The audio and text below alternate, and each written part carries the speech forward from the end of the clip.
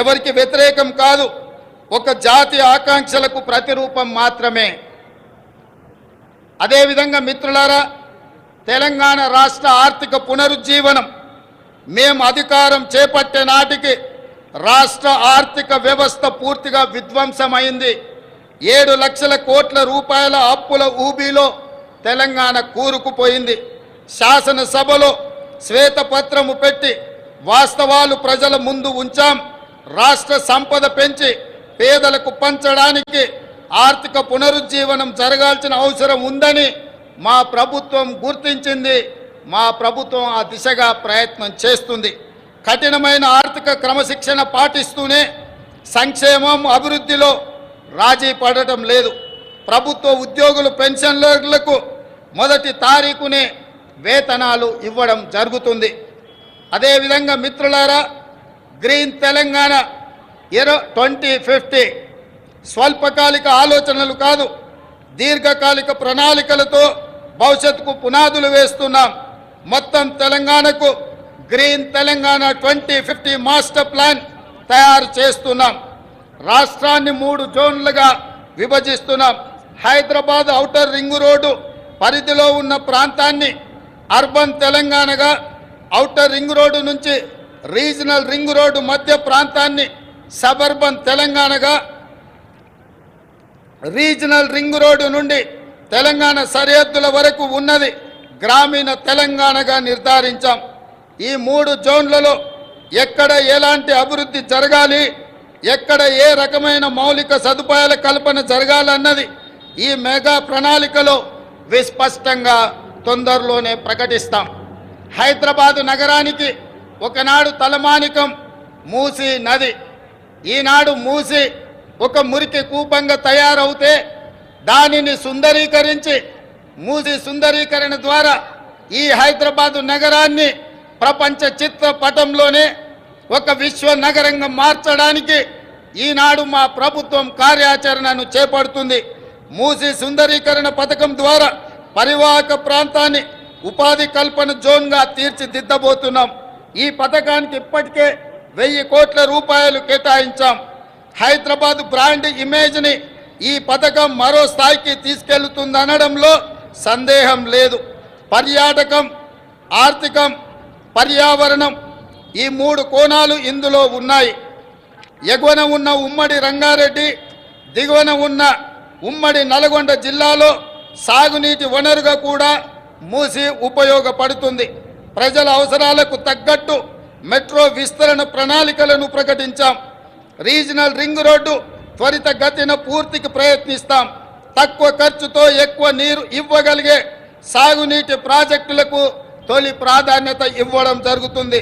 రాష్ట్ర ఆర్థిక పునరుజ్జీవానికి అవసరమైన అన్ని నిర్ణయాలు తీసుకోవడం జరుగుతుంది. అన్నిటికంటే ముఖ్యంగా మిత్రులారా, ఈనాడు తెలంగాణ రాష్ట్రాన్ని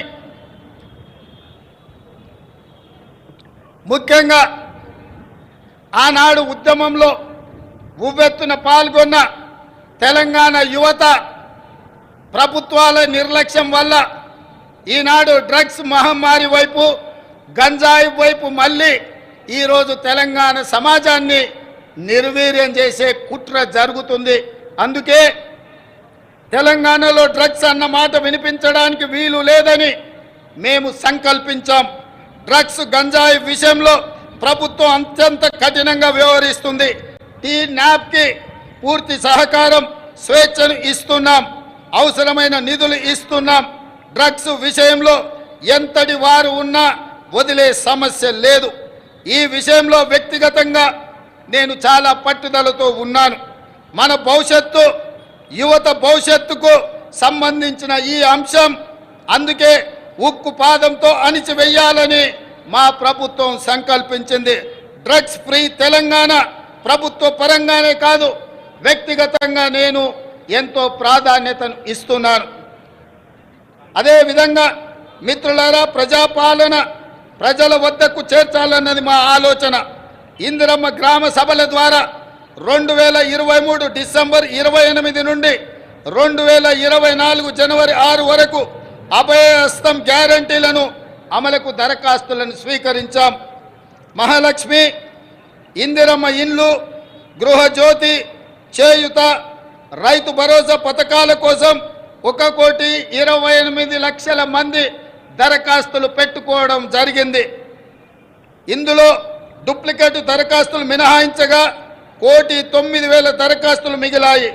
ఈ దరఖాస్తులను కంప్యూటరీకరించి ఈ సమస్యలన్నిటిని కూడా పరిష్కరించి తెలంగాణ రాష్ట్రంలో పేద ప్రజలందరికీ సంక్షేమ పథకాలను అందుబాటులోకి తీసుకురావాలని నా మంత్రివర్గం ఉక్కు సంకల్పంతో ఈరోజు పనిచేస్తుంది. అదేవిధంగా మిత్రులారా, అధికారంలో వచ్చిన 48 గంటల్లోనే 2 గ్యారంటీల అమలుకు శ్రీకారం చుట్టాం. ఆడబిడ్డలకు ఉచిత బస్సు ప్రయాణ సౌకర్యాన్ని కల్పించాం. పైసా ఖర్చు లేకుండా రాష్ట్రంలో ఎక్కడికైనా ఉచితంగా వెళ్ళే అవకాశం మహిళలకు, మా సోదరి మనులకు ఈ పథకం ఉపయోగపడుతుంది. ఈనాడు కోట్లాది మంది ఆడబిడ్డలు అమ్మగారింటికైనా, అత్తగారింటికైనా, భద్రాచలం గుడికైనా, సమ్మక్క సారలమ్మ సందర్శనానికైనా కోట్లాది మంది మహిళలు వినియోగించుకుంటున్నారు అనంటే మా ప్రభుత్వానికి ఎంతో సంతృప్తినిచ్చింది ఈ ఉచిత బస్సు ప్రయాణ సౌకర్యం. అదేవిధంగా బస్సులు సరిపోవడం లేదు, వాళ్ళకు సమస్య అవుతున్నదంటే అదనంగా బస్సులను ఏర్పాటు చేయడమే కాదు, అదనంగా బస్సులను కూడా మా ప్రభుత్వం కొనుగోలు చేసి మా ప్రాధాన్యత మహిళల పట్ల అత్యధికంగా ఉంటుంది అని చెప్పి ఆ తల్లులకే ఈ ఉచిత బస్సు ప్రయాణాన్ని మేము అంకితం చేయడం జరిగింది. అదేవిధంగా పేదల ఆరోగ్య విషయంలో రాష్ట్ర ప్రభుత్వం ఆనాడు డాక్టర్ వైఎస్ రాజశేఖర రెడ్డి గారు ఉన్నప్పుడు శ్రీమతి సోనియా గాంధీ గారి నేతృత్వంలో ఆరోగ్యశ్రీ పథకాన్ని తీసుకువచ్చి పేద ప్రజలకు